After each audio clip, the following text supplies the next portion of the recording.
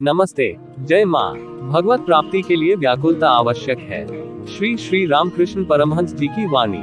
आज हम आपके लिए भक्ति संबंधित एक और नए और बहुत ही महत्वपूर्ण विषय पर चर्चित वीडियो लेकर आए हैं। आशा है इस जानकारी द्वारा आप सब इस विषय को सटीक जान पाएंगे। हमारा आज का विषय है भगवत प्राप्ति के लिए व्याकुलता आवश्यक है।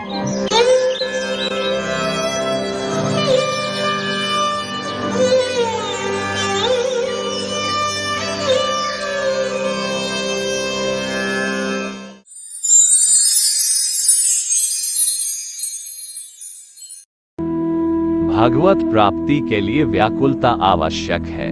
तुम्हारे कष्ट पाने से वो भगवान भी तो कष्ट पाते हैं। वही तो सुख दुख सब में हमारे हुए हैं, यानी सुख और दुख दोनों ही उन्होंने हमारे साथ सहा है। तुम्हारे अंदर भी वो है, तुम जो मैं कर रहे हो। यह अज्ञान है, क्योंकि तुम अकेले नहीं हो जिसने कष्ट पाया है। तुम्हें क्या हाथ पैर बांध कर बैठे रहना चाहिए? तुम्हें चेष्टा करनी होगी। व्याकुल होने से सब त्यागने पर सबसे जल्दी ये सब कष्ट जाते हैं। सभी प्रार्थना का विषय है। प्रार्थना के भी तरीके हैं। यदि व्याकुल होकर तुम किसी चीज को प्राप्त करो तो वो जल्दी मिलेगी और तुम बंधन मुक्त होगे। वो नहीं हुआ, यानी तुम्हें यदि अपने लक्ष्य के प्रति व्याकुलता नहीं हुई तो उस व्याकुलता से व्यथित होकर या बेचैन होकर तुम उससे निकलोगे कैसे? व्याकुलता से सत्य की प्राप्ति कर्म से प्राप्त ना करने पर देर होगी, समय व्यर्थ जाएगा और जीवन भी। तुम्हारे साथ तुम अपने हृदय में बसे सभी प्रियजन और अपने इष्ट को अपने साथ कष्ट दोगे। यदि ये लक्ष्य प्राप्ति तुम्हारी इच्छा बनी तो देर होगी, और यदि ये तुम्हारी जिद या ऐसी आवश्यकता बन जाए कि तुम बिना उसे प्राप्त किए रह ना सको तो तुम खुद ऐसे कर्म करोगे जिससे तुम लक्ष्य खुद पालोगे।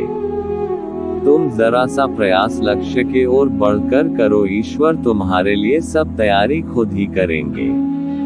कितनों को तो ईश्वर अपने ओर बढ़ने के लिए मार्ग दिखाते भी है। किसी भी माध्यम से मनुष्य को समझकर बिना कुछ सोचे ईश्वर प्रशस्त मार्ग पर चलना चाहिए।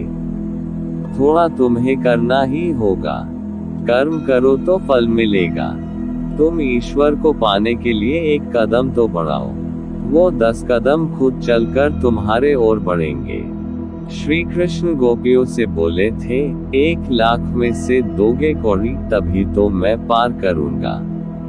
अर्थात 1,00,000 यानी कई सारे प्रयत्न कर सकते हो और उनमें से तुम एक कौड़ी यानी एक ही प्रयत्न सफल करो तो मैं तुम्हें भवसागर से पार करूंगा।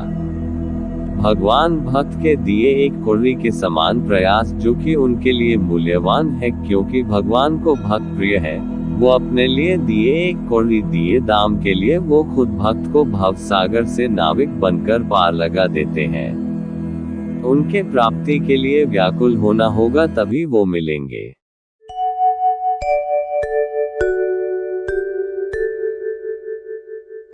यदि इस जानकारी द्वारा आप संतुष्ट हैं या फिर इससे संबंधित अन्य जानकारी प्राप्त करना चाहते हैं तो कमेंट करें और अपना सुझाव प्रकट करें। आपकी प्रतिक्रिया का निवारण किया जाएगा। ऐसी ही भक्ति संबंधित जानकारी के लिए हमारे चैनल कालीदास का प्रोत्साहन सब्सक्राइब करके और लाइक्स करके करते रहें। धन्यवाद।